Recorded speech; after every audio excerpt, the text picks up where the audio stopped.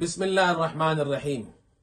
محترم نوجوان علماء، ائمہ اور خطباء حضرات، مجھے آپ حضرات سے خاص طور پر رمضان المبارک کے اس مہینے میں جو دروس ہوتے ہیں اس حوالے سے چند باتیں عرض کرنی ہیں۔ ہم نے اپنے مشائخ کو دیکھا، اپنے بڑوں کو دیکھا کہ وہ رمضان میں عوام کے لیے خاص طور پر اپنی مساجد کے اندر دروس کا اہتمام فرمایا کرتے تھے۔ لوگ مسائل سیکھتے تھے ان دروس میں، لوگ مسائل پوچھتے تھے ان دروس میں۔ ہمارے والد صاحب رحمۃ اللہ علیہ خاص طور پر ان دروس کا اہتمام فرماتے تھے، اور آج سے 30 سال پہلے جب میں مکہ مسجد کراچی میں امام لگا تو والد صاحب نے خاص طور پر مجھے درس قرآن کے اہتمام کا حکم دیا، رمضان میں ان دروس کے اہتمام کا حکم دیا، اور الحمدللہ آج تک وہ سلسلہ چل رہا ہے۔ گزشتہ 20 سال سے میں برطانیہ میں ہوں، اور ہمارے یہاں آج بھی وہ دروس مسجد میں ہوتے ہیں، مسائل کے دروس بھی ہوتے ہیں، اور خلاصہ قرآن خاص طور پر رمضان میں تراویح کے بعد دیا جاتا ہے۔ تو اس حوالے سے چند باتیں عرض کرنی ہے کہ خلاصہ قرآن تراویح کے بعد جو دیا جائے تو وہ کتنی دیر کا ہونا چاہیے، اور اس میں کن کتابوں کو مطالعہ کرنا چاہیے، اسی طرح مسائل کا درس کیسے ہونا چاہیے۔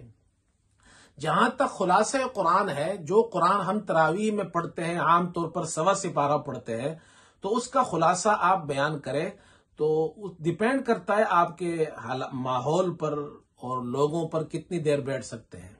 جب میں کراچی میں ہوتا تھا تو اس وقت بھی میں خلاصہ قرآن بیان کرتا تھا، اور تقریباً 40 منٹ کا ہوتا تھا، اور اب برطانیہ انگلینڈ میں بیان کرتا ہوں، یہاں بھی وہی معمول ہے، اور الحمدللہ لوگ شوق سے بیٹھتے ہیں۔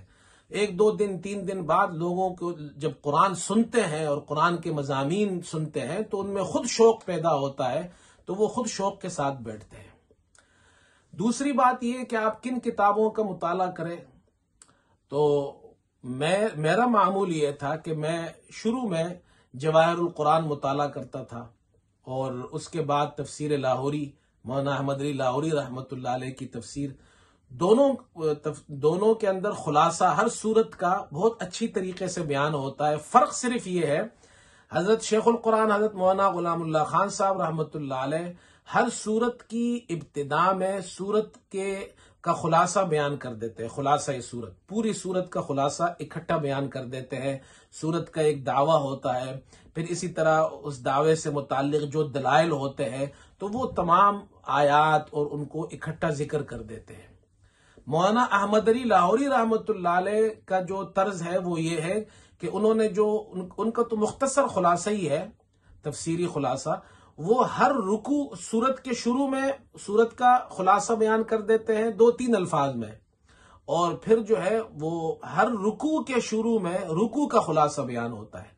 تو اگر آپ رکوع کا خلاصہ بیان کرنا چاہیں تو تفسیر لاہوری بہتر ہے، اور اگر آپ پوری سورت کا خلاصہ اکٹھا بیان کرنا چاہیں تو پھر جواہر القرآن بہتر ہے۔ بہرحال آج کل میں کئی سالوں سے تفسیر لاہوری بیان کرتا ہوں، اس میں جو خلاصہ ہے، اور رکوع کا خلاصہ بیان کرتا ہوں۔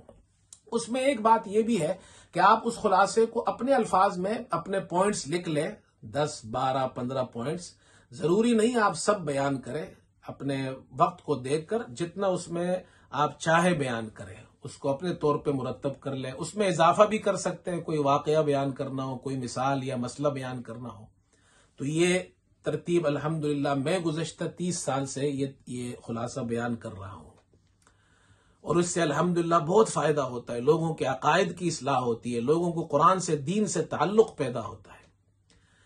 دوسرا جو درس ہے وہ ہمارے یہاں پہلے کراچی میں جب میں ہوتا تھا تو فجر کے بعد دیا کرتا تھا، آج کل میں ظہر کے بعد یہاں برطانیہ میں آپ دیتا ہوں ظہر کے بعد۔ اس درس میں آپ لوگوں کو جو روزوں کے مسائل ہے وہ بیان کریں گے، وہ ضروری ہے تاکہ لوگوں کو پتہ چلے۔ اسی طرح زکوٰۃ کے مسائل ہے، اعتکاف کے مسائل ہے، صدقہ فطر کے مسائل ہے۔ تو ہمارا معمول پہلے یہ تھا، جب میں کراچی میں تھا تو فجر کی نماز کے بعد، فجر کی نماز اور دعا کے درمیان صرف 2 منٹ وہ مسائل بیان ہوتے تھے، روزانہ 3-4 مسائل بیان ہوتے تھے، اور اس کا فائدہ یہ ہوتا ہے کہ جتنے لوگ مسجد میں ہوتے ہیں وہ سب کے سب اس درس میں شریک ہوتے ہیں اور سب مسائل سیکھ لیتے ہیں۔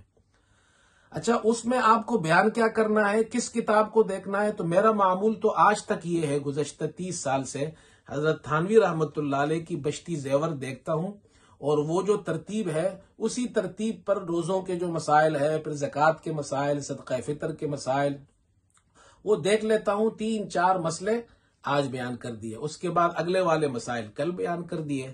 تو وہ آسان بھی ہے اور لوگوں کے لیے عام فہم بھی ہے، آسانی سے سمجھ میں آ سکتے ہیں.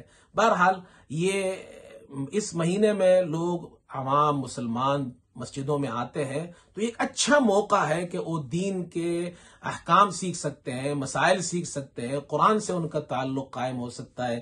جو برطانیہ کے اندر مسلمان ہمارے ہیں ان کے لیے بھی ہمارے نوجوان علماء اس کا اہتمام کریں، بچوں کے لیے اس کا اہتمام کریں.